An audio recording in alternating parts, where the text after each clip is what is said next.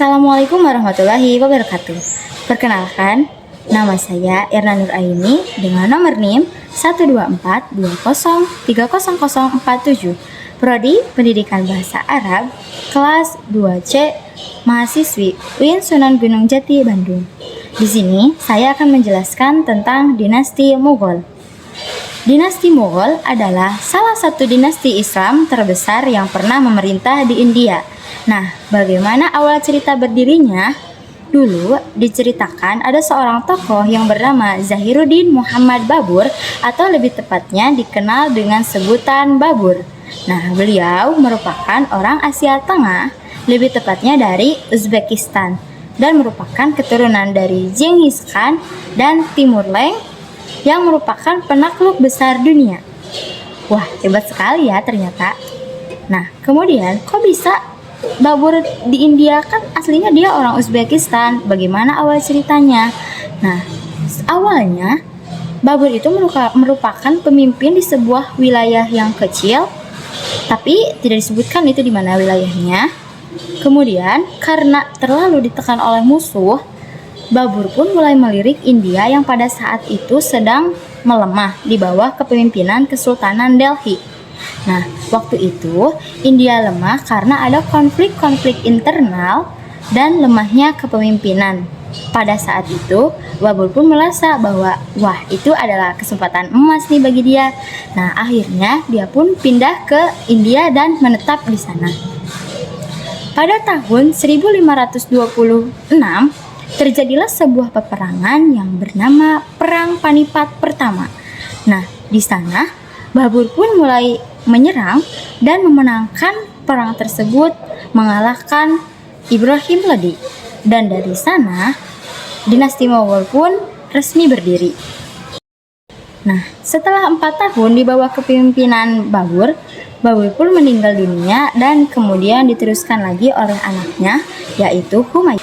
Namun, Humayun pun tidak kuat dan dia malah dikalahkan, kemudian diasingkan oleh musuhnya. Tapi dari sana, Humayun tidak menyerah. Setelah kembali dari pengasingan, dia pun kembali merebut tahta dan akhirnya memenangkan tahta itu kembali. Namun, tidak lama setelah itu, Humayun meninggal dunia karena terjatuh dari tangga. Setelah itu, anaknya pun naik tahta yang bernama Akbar.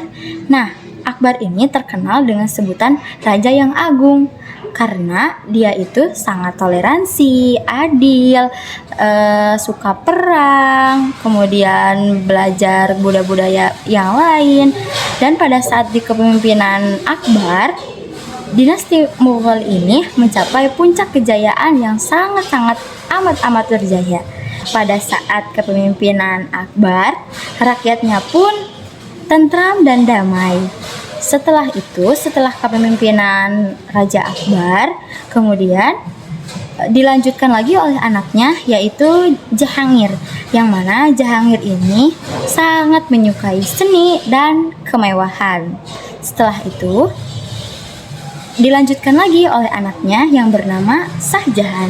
Nah, pada kepemimpinan Shah Jahan terciptalah sebuah bangunan yang ikonik dengan dinasti Mughal, yaitu Taj Mahal. Teman-teman pasti tidak asing kan dengan Taj Mahal? Iya, Taj Mahal. Nah, Taj Mahal itu ceritanya bagaimana sih? Kok bisa ikonik dengan dinasti Mughal? Ada sejarah apa? Nah, dulu Shah Jahan mempunyai seorang istri yang bernama Mumtaz Mahal. Nah, Shah Jahan sangat mencintai istrinya, bukan hanya karena cantik, tapi dia juga sangat setia kepada Shah Jahan. Sampai-sampai ketika Shah Jahan kampanye militer, Mumtaz Mahal ini setia mengikuti Shah Jahan. Nah, namun Mumtaz Mahal ini meninggal ketika melahirkan anaknya yang ke-14. Nah, dan dari sana Shah Jahan pun mulai merasa sedih dan sangat terpuruk. Yang akhirnya dia mengurung diri di kamar selama beberapa hari. Setelah itu, setelah keluar dari kamar, rambut Shah Jahan mulai memutih karena katanya dia rambutnya memutih karena terlalu sedih, saking sedihnya. Nah, kemudian untuk cinta dan penghormatan terakhirnya bagi Mumtaz Mahal, Shah Jahan menciptakan sebuah bangunan yang terbuat dari marmer putih, permata-permata impor, dan di dalamnya terdiri dari lukisan, arsitekturnya yang sangat-sangat simetris, kemudian lukisan-lukisan kaligrafi, dan banyak yang lainnya. Contohnya ada menara-menara yang tinggi di sana, kemudian pohon-pohon yang disusun secara simetris, dan bangunan itu terletak di tepi Sungai Yamuna di kota Agra. Nah, fun fact-nya, Taj Mahal ini bisa berubah warna loh, bisa menjadi warna kebiru-biruan, putih, atau bisa keemasan, tergantung warna cahaya dan musimnya. Nah, Taj Mahal juga dibangun selama 22 tahun dengan 20.000 pekerja dari berbagai negara. Wah, ternyata lama juga ya. Nah, dari sanalah sejarah Taj Mahal itu pun dibangun. Nah, Taj Mahal itu dibangun untuk mengenang Mumtaz Mahal, istrinya Shah Jahan. Nah, namun ketika Shah Jahan meninggal, Shah Jahan pun dimakamkan di samping istrinya.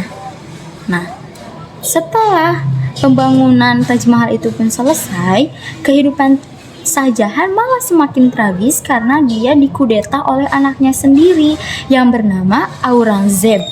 Nah, Aurangzeb ini memenjarakan Shah Jahan dan mengurungnya di benteng Agra.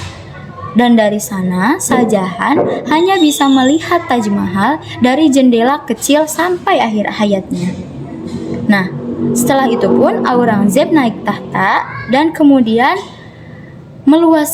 memperluas wilayah kekuasaan dan kerajaannya. Namun karena saking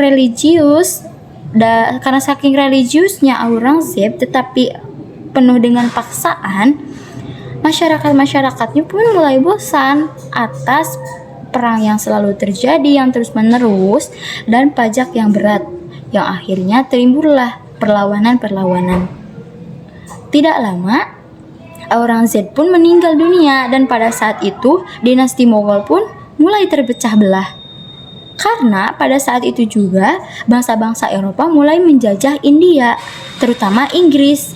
Nah, ketika Inggris menjajah India sampai bisa mengusir atau mengasingkan raja terakhir yaitu Bahadur Shah II, dan dari sanalah dinasti Mughal itu resmi terpecah dan resmi hancur pada tahun 1558. Nah, jadi dari cerita dinasti Mughal ini kita bisa mengambil kesimpulan bahwa di dalam dinasti Mughal ini bukan hanya ada peperangan ataupun cinta, tetapi juga ada sejarah-sejarah kehilangan, terciptanya sebuah yang asalnya bagaimana. Dan dari kisah Babur sampai Shah Jahan, kita bisa mengambil kesimpulan bahwa di dalam suatu dinasti tidak cuma untuk perang saja, tetapi juga hati masyarakat itu pun sangat penting. Nah, sekian penjelasan dinasti Mughal dari saya, mudah-mudahan bermanfaat. Wabillahi taufiq wal hidayah. Wassalamualaikum warahmatullahi wabarakatuh.